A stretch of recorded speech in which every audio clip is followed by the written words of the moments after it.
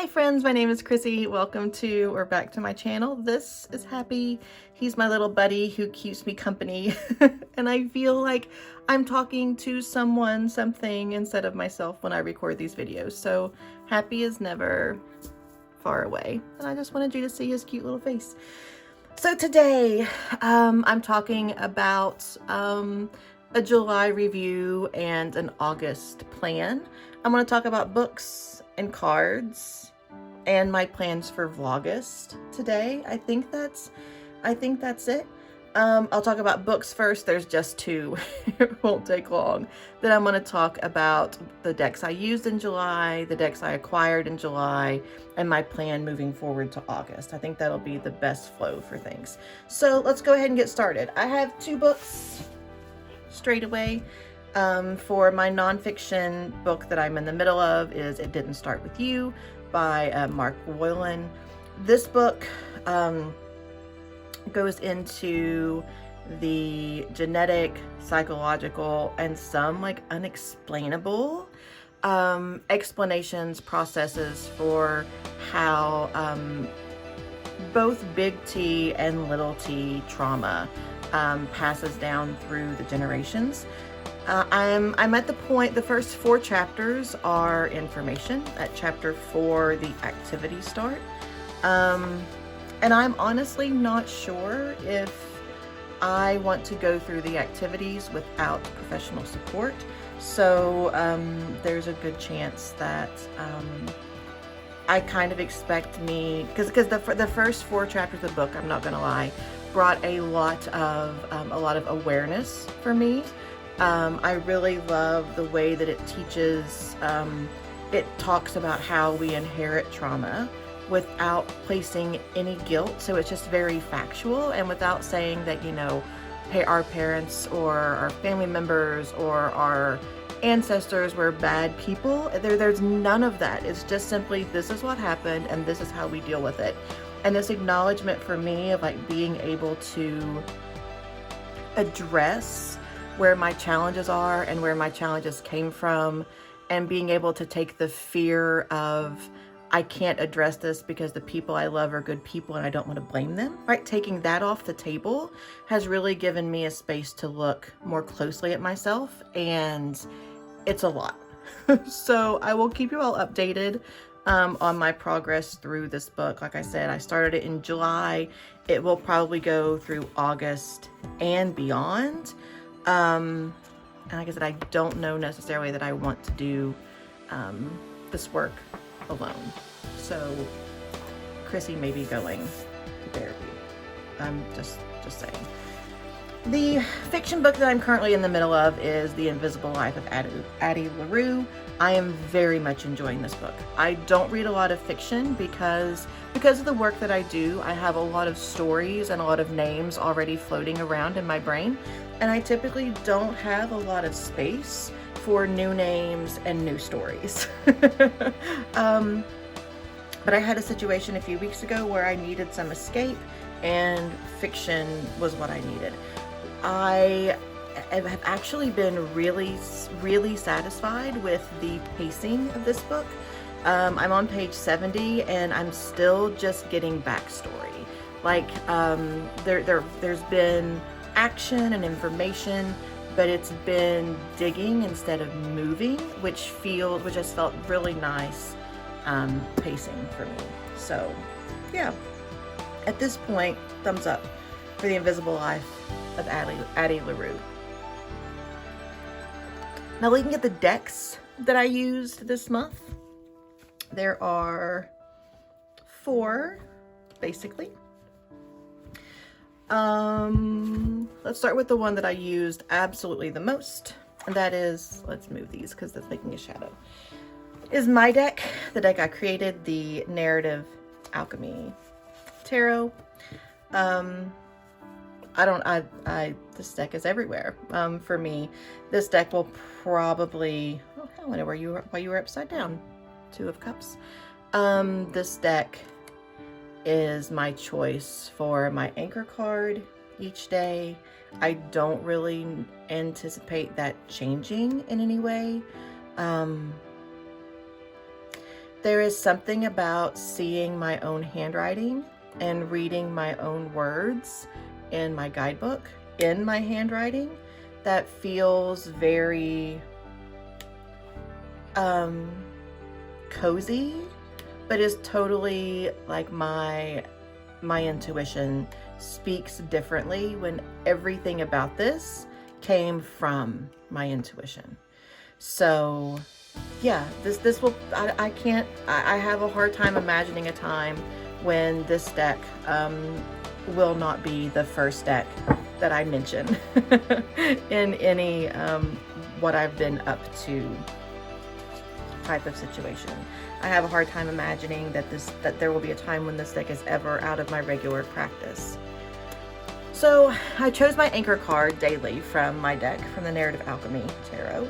And then I really tried to do my supportive cards, the 2 cards that I draw in reaction to the first card.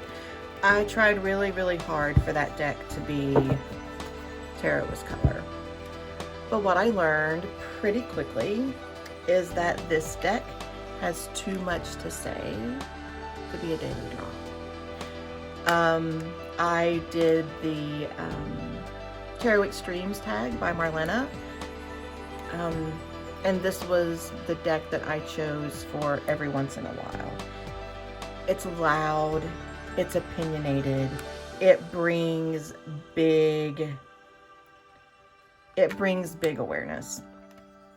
So I drew with this deck for the first maybe 2 weeks of July as secondary to the Narrative Alchemy Tarot, and it just felt like too much information. It felt like I was going to therapy every day. And that's a lot of work. That's a lot of heaviness. I haven't figured out exactly how I'm going to incorporate this into my regular practice, but I know it's coming. It's not going anywhere. It's just something to figure out. I feel like it has a purpose that I don't know of yet. I don't feel like I'm bringing it into an existing part of my practice. I feel like it's going to create its own need. It's gonna, like, if I open up and I give it space, this deck is going to bring into real clarity on how it wants to be used. It doesn't want to be used in the daily draws. And that is completely 100% okay. And part of the reason too that deck moved out of favor was not only the fact that it was overwhelming, but also because this deck begged for me. Like, I could feel, this is the Tarot of the Drowning World, I could feel this deck in my bag. Like, Chrissy, where are you? Chrissy, use me, work with me, I'm here for you. Sincerely, it beckons me. I love this deck. It is, it requires attention. It requires focus. I love all the asparagus here. In, what are we here? The King of Pentacles?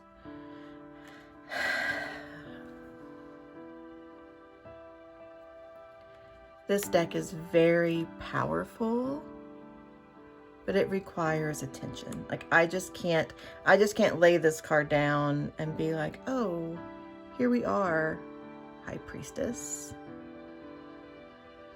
It's like, oh, what does she have? What is she holding? What does the guidebook say? I've said this probably a dozen times here on my channel, but when I bought this deck, I completely anticipated it being a deck that I just had because it was a fine art, because it was artsy. I did not expect this to be a deck that I practiced with, and here we are. It is my other daily draw right now. It's the deck that I use to draw my supportive cards. I can't explain it. It is not, I don't know. I don't know what it is about this deck, but I love it, and it loves me. and I used it all of June. I used it all of May. In June, I tried to use Carnival at the End of the World for about 2 weeks, and this deck called back to me. In July, I tried to use Tarot is Color, and this deck called back to me. And so here we are in August, and I'm not even gonna fight it. Like, I'm just, it's fine, it's mine. It's my other daily draw, and that's how it is. The other deck that I used casually here and there, just for, you know, reading, sitting on the couch, a couple of daily draws where I just was looking for looking for a different kind of energy a day that I needed a lighter draw, is the Guided Hand Tarot. I love this deck. This is my favorite card in this deck, potentially my favorite card in any deck. This deck by, I should know who, Irene Mudd, I'm sorry. I just love this little deck. It is collage without having any sort of pretense. It feels 80s to me, which brings a childhood factor into it. Like I said, there's nothing pretentious. It is sweet. It is reflective. I mean, actually, like, the photographs are coming from like so many decades. I just love it. And here we have a hippo and the Knight of Pentacles. Such a powerful but casual deck. And I bought this deck simply because I was in a brick and mortar shop and I'd never heard of it, and it was by a local artist, and I'm so glad that I went with that little intuitive nudge. Now, moving on to the decks that I acquired in July. The first is a clean copy of the Kawaii Tarot. I'm making a wrap for this later today. This is a let's turn this over. This is a very basic pip deck in the Kawaii style. I love this deck. This was one of the first 3 or 4 decks, I think, that came into my possession ever. When I was playing with How to Teach Inner Wands Tarot School last fall, I thought about making flashcards and sending everyone a deck and making flashcards, and I was going to use this deck, and it was my prototype for that. And, you know, I didn't like that at all. But that meant I had about, I don't know, maybe a third of the deck that I had written keywords on. And that made it really not usable for me. I was floating around Barnes & Noble. They had this. It was under $15. So I'm like, yeah, let's go ahead and pull this in. So I bought a clean copy of the Kawaii Tarot. Another deck that I brought in this month is the Flow Tarot. I had a Instagram friend who is local, how exciting, mention this deck to me, and I was like, yes. I love photographic decks are sincerely like where my heart is, and I'm in this season of having tons of feelings. so a watery deck feels very good to my heart and my energy right now. I have not read with this yet, but I have flipped through it and looked at it multiple times.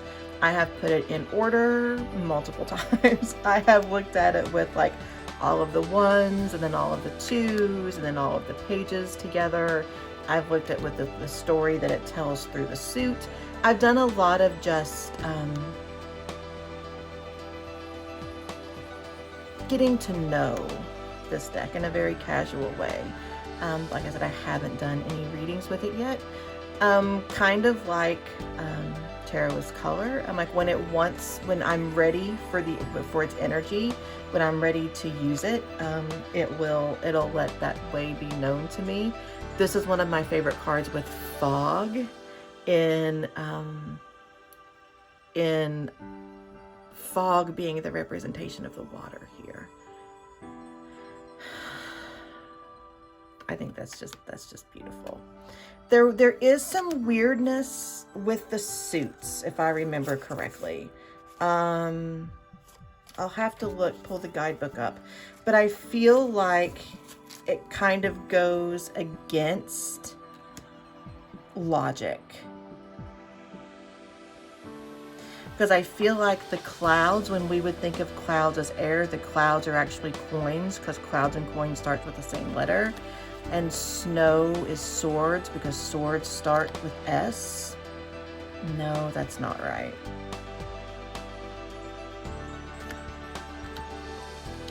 The suits are weird. I do remember that. I don't remember what they are. And I'm sure I'll make a little cheat sheet to stick in whatever wrap I make to go with this deck. But yes, the suits are not, I remember that there was something in the suit that didn't make sense to me, the way I understand the element, but it made sense the way the pictures and the wording was structured. So I will have to go back and check on that. But we'll end here with 10 of Clouds with connection. Oh no, here we are. We'll end with this world, this you are complete, because that is a beautiful, beautiful card. And this is the Flow Tarot from the Dreaming Lotus. I'm sorry, on Etsy it is Dreaming Lotus Arts on Etsy. And then finally, the last deck that came into my possession this month, which is also the deck that I am introducing in use for August, is the Terra Volatile. This deck, y'all, this deck has my number. So I have sorted it into 2 piles. This deck also doesn't like this wrap. It tells me that every time I put it in or get it out, and that's okay.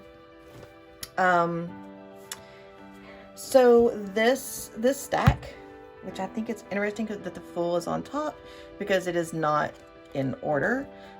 This side is this is the deck that I am actually going to be working with in August. This is, I'm working actually August, September, and October.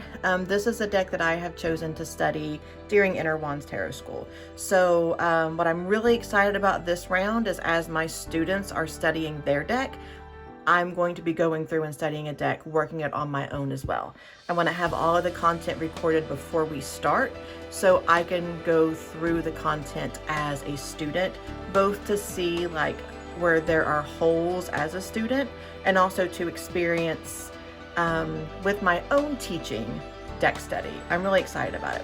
So this pile is just the original 78 cards. And when I went, and these are also cards that are included in the guidebook. Some of the cards from the expansion pack that have a traditional counterpart are not included in the guidebook. And the guidebook is a very important part of Inner Wands Tarot School. So all of the cards in these 78, even though there were some that I preferred from the expansion pack and that I connected with more during the expansion pack, or in the expansion pack, are not cards that are included in the guidebook. For example, the Labyrinth. I don't remember which card. Actually, this would be the Star. The Labyrinth was not included in the guidebook, so I did not include it in my stack of 78. So this entire stack are either the ones that I did not choose. The Other World must have been really nice because I like this one. Either ones I did not choose, are cards that are not included in the guidebook, or are the 5th suit in this deck, the Suit of Vessels, because again, I wanted it to be the 78. Sorry Sorry for that sneeze. So this is the Terra Volatile. Like I said, I will have a daily draw from this deck. There will be a card of the day. That structure is already determined through the structure, the content, the curriculum of Inner Wands Tarot School. Registration is open. We start the 7th of August. We go through a card a day. And the way that the draws work is, and I think this is so fun.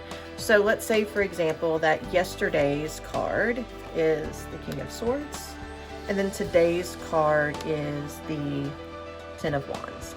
So we would look at, so the card from the previous day, the card from today, and then we deal a third card with a prompt to relate these three together.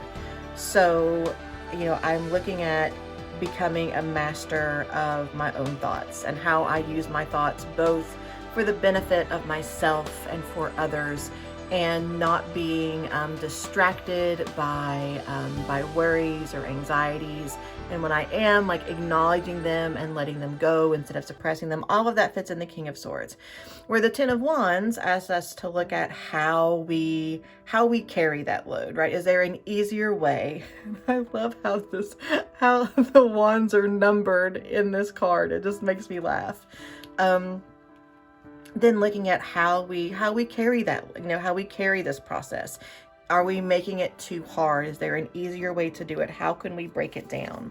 And then the third card, let's say for this day, would simply be the guidance on how to do that. So I want to become more in control of my thoughts, but I recognize that the way I am doing that, I realize there's got to be an easier way. So the third card here, the random card, that would be different for everyone. We all have the same first card and second card, but we draw the third card on our own. So how do we move from, with mastery as our goal, recognizing that what we're currently doing isn't working, how do we move forward?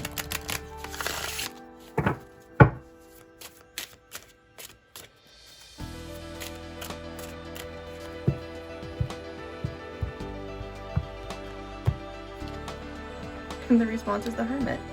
We go inside. We stop looking to others for answers. We find space for solitude, and we go inside. We find our own. We get quiet. We put all of this down. We turn all of this off, and we see what's left. So that's how we read. That's how we read our cards every day in Inner Wands Tarot School, and I'm super excited. So this was new deck, the final new deck in my collection for July, which also goes into decks I'm working with in August. Everything else is sincerely just a repeat. We have the anchor card for my daily draws in the Narrative Alchemy Tarot. And then we have the support, the secondary cards for my daily draw, coming from the, ooh, I left a card in there, from Tarot of the Drowning World. So July to August, these stay the same. August, this is a new July purchase and coming in. Do I have any other decks in the mail? I do. I have another deck in the mail that I ordered in July that will come in August, that I am not, that is not going to be a part of my low Chrissy spend, as I'm calling it. So yeah, this is my August, pretty cut and dry, pretty clear and simple. There will be other decks that come and go, I'm sure, but this is the framework, the crux, the skeleton of my practice moving into August. Hope you all have a lovely day. I hope you enjoyed this, and I'll see you real soon. Bye.